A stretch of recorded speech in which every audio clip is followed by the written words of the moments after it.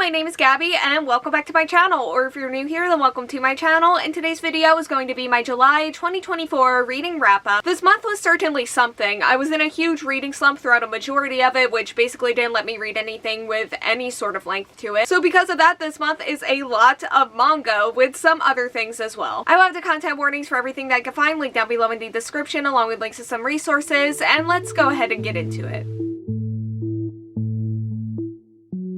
And first up is going to be Stars in Your Eyes by Kacen Callender. This follows two actors named Logan and Maddie. Logan is Hollywood's bad boy, while Maddie is their new up-and-coming star. When they get cast as the leads in a new romantic film, Logan claims that Maddie doesn't have any talent, which hurts the publicity of the film. And in order to save that film, they're going to have to fake date each other, but as they start to get to know each other and their new characters more, real feelings begin to form. This is from my June TBR. It's also the month that I read a majority of this book in, and I thought that this was an incredibly interesting deep dive into just so many things. It almost read like a huge character study at times, and I really loved that, even though it was definitely a tough read, because a lot of what we dove into in here was super dark. There's a lot of trauma and a lot of pain, but otherwise this also did have the fake dating trope with some enemies to lovers. And even though the emotional moments did hit for me when it comes to the romance, I do think that I could have used more moments between the characters, especially towards the end, or maybe I just wanted the ending portion to be longer.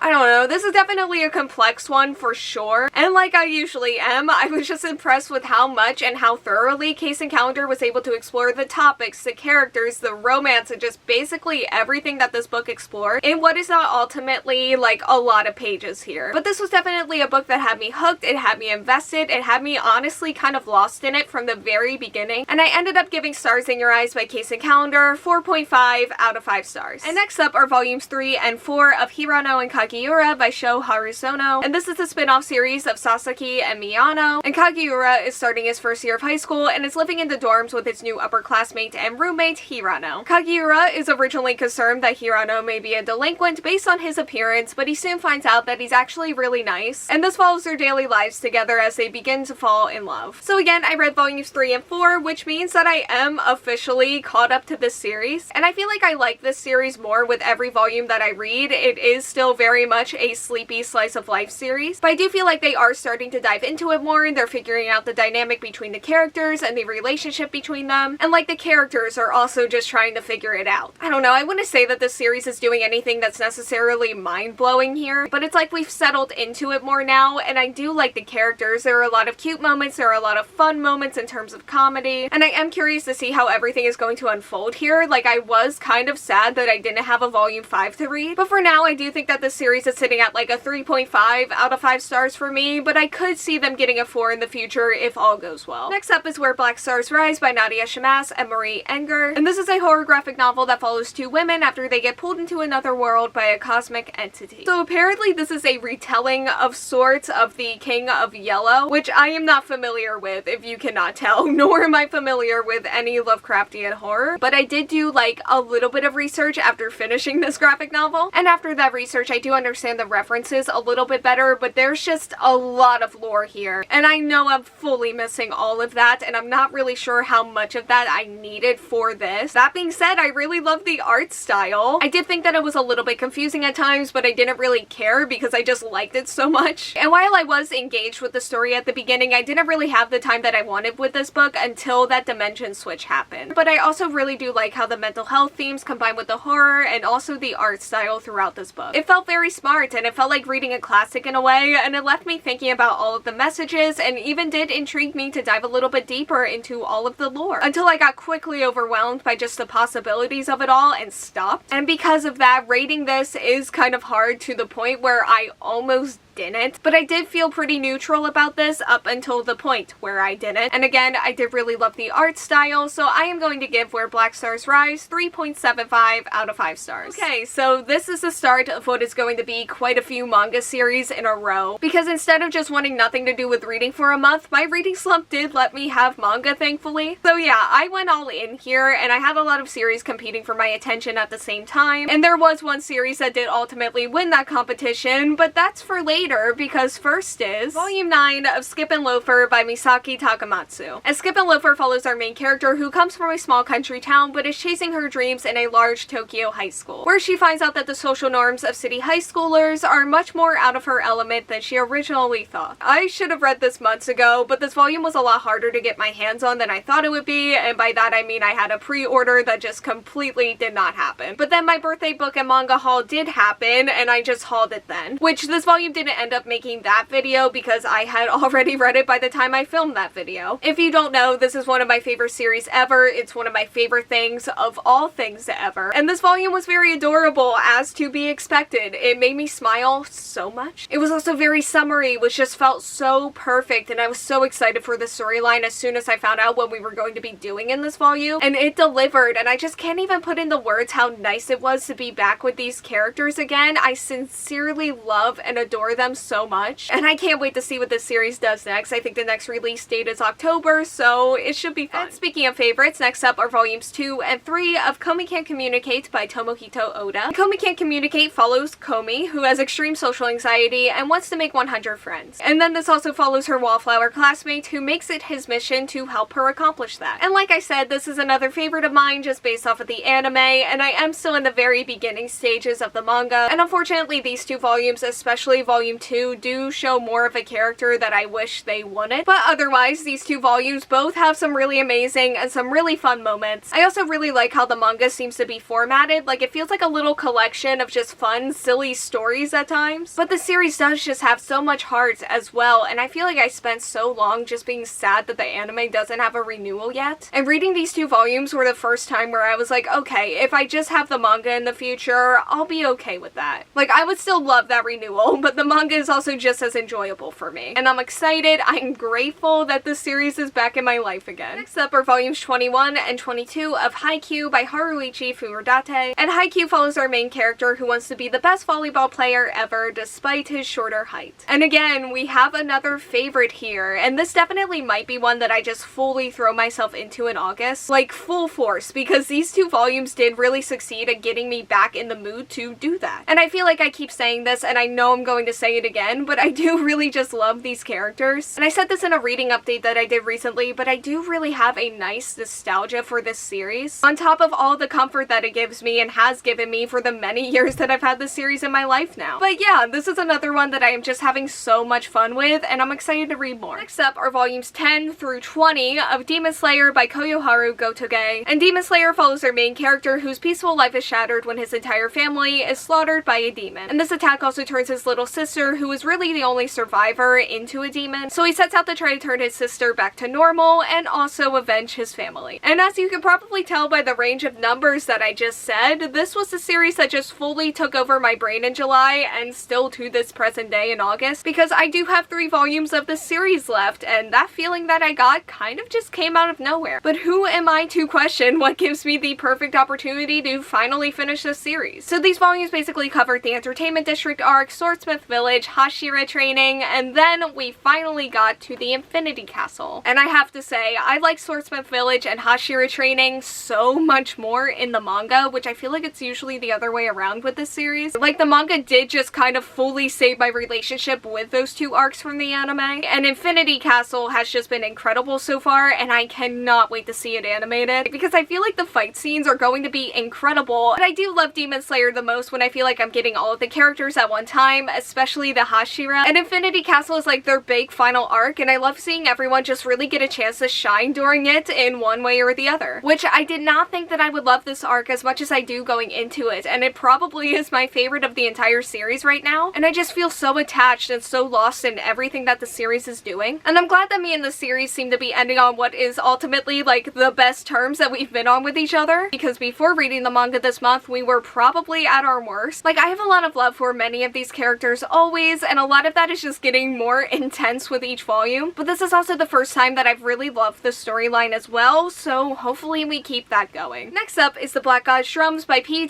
Clark, and this is set in an alternate New Orleans during the Civil War, and it follows a wall-scaling girl who wants to escape the streets by earning a spot on the airship the Midnight Robber, and she plans to do so by revealing the information that she discovered about a Haitian scientist and a weapon that he called the Black God's Drums to the airship's captain. And they are all soon pulled into a dangerous mission to stop the Black God's drums from wiping out all of New Orleans. Okay, so this was a very short audiobook, and we love that. But I also do think that most of my enjoyment of this audiobook, unfortunately, just kind of came from the vibes. Like, I thought the setting was interesting, I liked the steampunk aspects, I liked the fantasy aspects, and like the spooky, eerie aspects as well. And I liked all of those things a lot. I just really didn't love our main character. And there were also other characters that I would have loved to see more of. And the storyline was also just kind of there for me. I enjoyed it more than I didn't, for sure. And I would love to see a live action version of this. Like, I feel like it would make a really good movie. But I ended up giving the Black God's Drums 3 out of 5 stars. And next up we have volumes 1 through 3 of Kimi ni Todoke From Me to You by Karuho Shiina. And this follows our main character Sawako, who has always had trouble fitting in due to her horror movie-like appearance. However, everything begins to change when she befriends the most popular boy in her class. I should have started this series much earlier than I did, both because it's adorable and wholesome and just an overall great time, but also because I really wanted to catch up to it before season 3 of their anime started airing, and I didn't realize the chapters would be so long. So I am still a ways away from my goal here, but it has been a while since I've interacted with the series in any way. Like, I think I watched the first season of their anime like